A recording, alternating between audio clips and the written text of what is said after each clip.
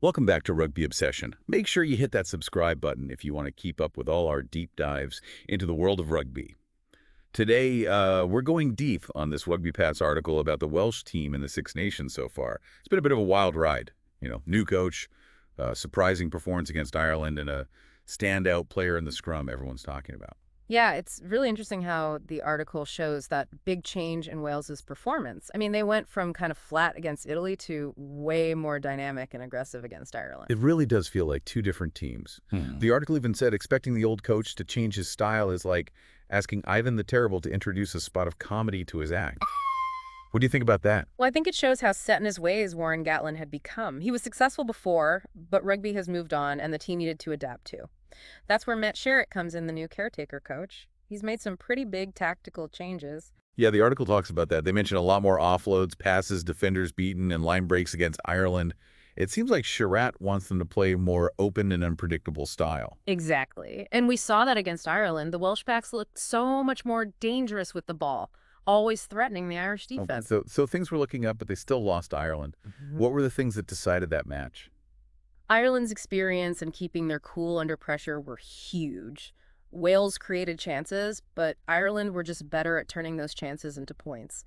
They took advantage of a couple of crucial turnovers, and their execution was just so efficient. The article really focuses on Will Griff-John's impact in the scrum. They call him a lump who's hard to shift, and even say playing against him is like being hit by a mechanical grabber. What are your thoughts on how he played?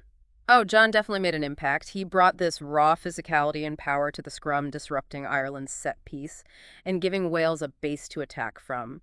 It'll be interesting to see how his role develops as he gets more experience at this level. If you're enjoying this deep dives, don't forget to subscribe to Rugby Obsession for more great rugby analysis.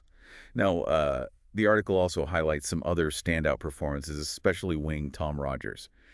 They talk about him like soaring through the air for a try, almost like defying gravity with his athleticism. Oh, Rogers was electric. He brought pace and creativity to the Welsh attack, and that try was definitely a highlight. He's a player with so much potential. And of course, we can't forget Taulupe Filetau.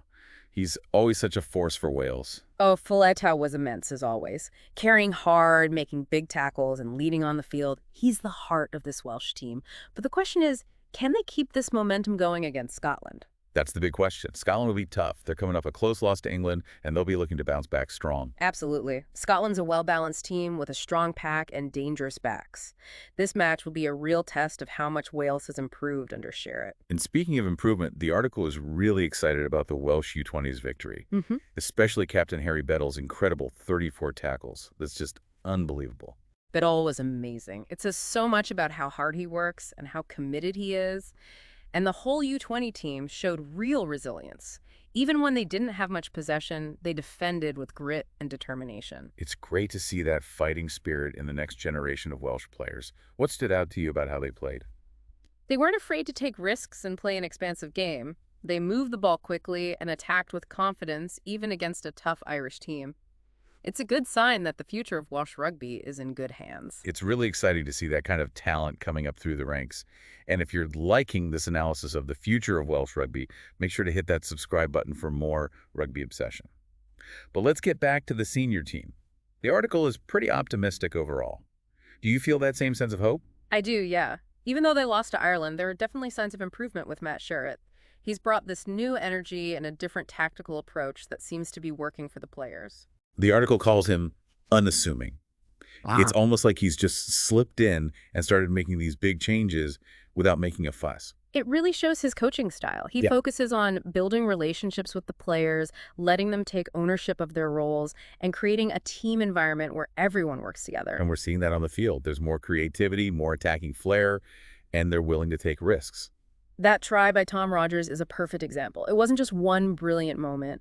It was a whole series of passes and offloads done really well. It shows they really understand Sherratt's attacking philosophy. It feels like they've rediscovered their love for the game. You can feel the passion and the energy even watching on TV. That energy is infectious, and it's not just the senior team either. The article's excitement about the U20s, especially Harry Beddle's 34 tackles, is really inspiring. 34 tackles. It's just amazing. Yeah. What does that tell you about the future of Welsh rugby? It shows that there's this new generation of players coming up who are so dedicated and committed to playing for Wales. They're not afraid to put their bodies on the line for the team. That's what makes a great rugby team. It's not just about skill. It's about heart, about never giving up, about fighting for every inch of the pitch. Exactly. And that's always been a part of Welsh rugby culture. Their fighting spirit is legendary. That's why we're all rooting for them. We want to see them back on top, competing for championships, inspiring a new generation of players. Do you think that's realistic, based on what you've seen so far? There's definitely reason to believe that Wales is on the right track. But like the article says, one good performance doesn't mean long-term success. So what needs to happen for this to be more than just a blip? Consistency is key. They need to build on this, keep improving their game plan, and learn from both the good and the bad. The Scotland match will be a big test of their progress. It's going to be interesting to see how they handle that challenge. Can they keep up this intensity and focus against a really strong Scottish team?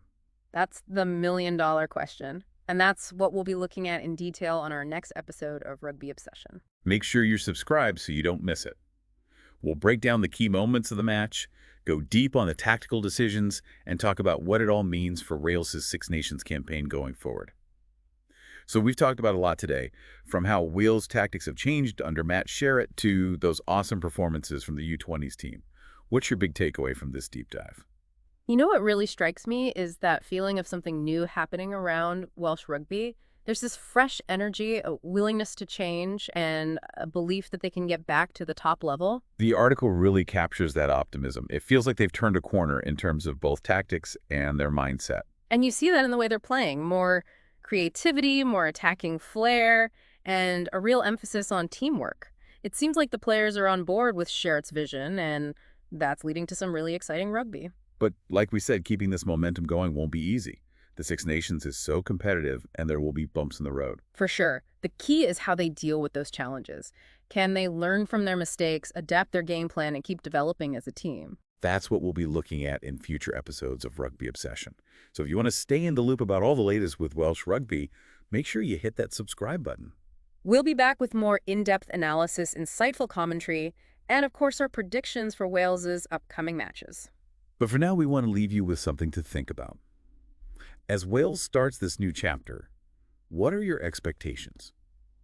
Do you think this new era of Welsh rugby can take them back to the top of the Six Nations?